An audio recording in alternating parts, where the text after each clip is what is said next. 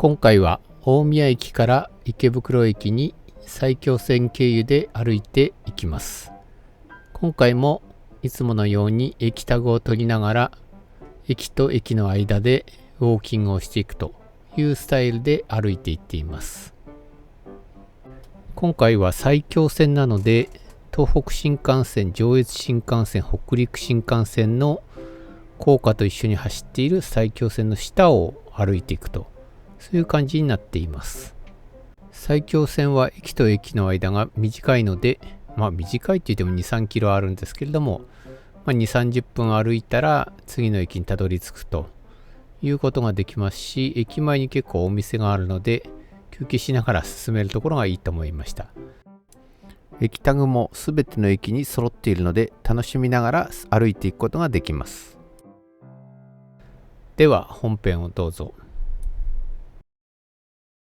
天気予報では晴れということなので、早速大宮駅から健康ウォーキングを始めましょう。大宮駅に到着しました。朝早いのに結構人いますね。大宮駅の駅タグは緑の窓口の前の駅スタンプ台のところにあります。大宮駅のスタンプをゲットしました。新幹線と大宮氷川神社がモチーフになっています。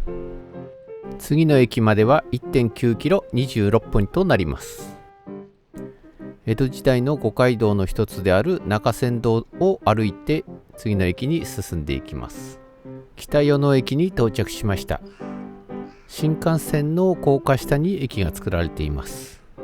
北与野駅の駅タグを見つけました。なかなか反応しなかったんですけれども、なんとか反応させてゲットすることができました。ツツジと松陰寺がモチーフになっています。次の駅までは 1.3 キロ16分です。しばらく道沿いに整備された歩道を歩いていると与野本町駅に到着しました。与野本町駅の駅タグをゲットしました。与野七福神と与野公園がモチーフになっています。次の駅までは 1.5 キロ19分です。駅間がちょうどいい感じの長さなので楽しんで歩いていけます。さて、南与野駅に到着しました。南与野駅のスタンプの場所を見つけて南与野駅の駅タグをゲットしましたと思ったんですけど、なかなか反応しません。で、再度触れてなかなか取れないので再度リトライです。一度駅タグのアプリを落として再度駅タグのアプリを立ち上げて再度タッチすると今回は取得できました。茅と欅並木がモチーフになっています。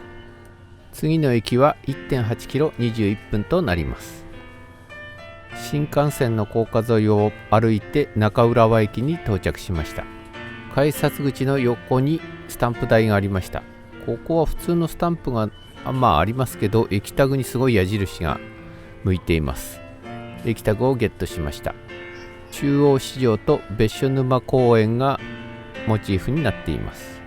次の駅までは 1.4 キロ17分となります。武蔵浦和駅に到着しました。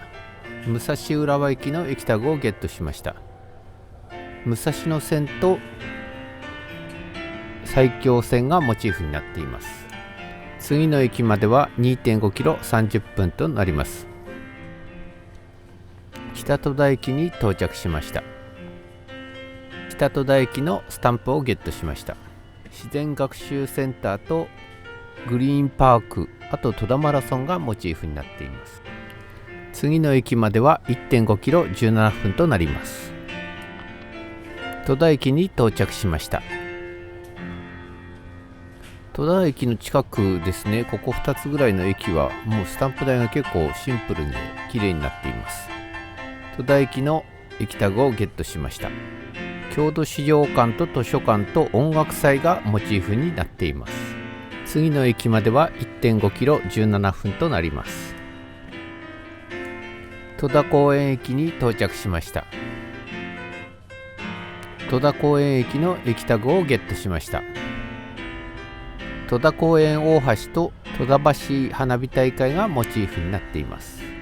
次の駅までは 2.5 キロ33分となります。遊歩道が整備されていてとても歩きやすいと思いました。戸田橋を渡っていよいよ東京都に入ります。浮間船戸駅に到着しました。浮間船戸駅のスタンプをゲットしました。浮間公園の風車と桜草がモチーフになっています。次の駅までは 1.3 キロ17分となります。北赤羽駅に到着しました。北赤羽駅のスタンプをゲットしました。北赤羽駅は川を渡ったところの反対側の駅舎の方にスタンプがありました。スタンプは橋の上にある駅をモチーフにしているみたいです。次の駅までは 1.7 キロ22分となります。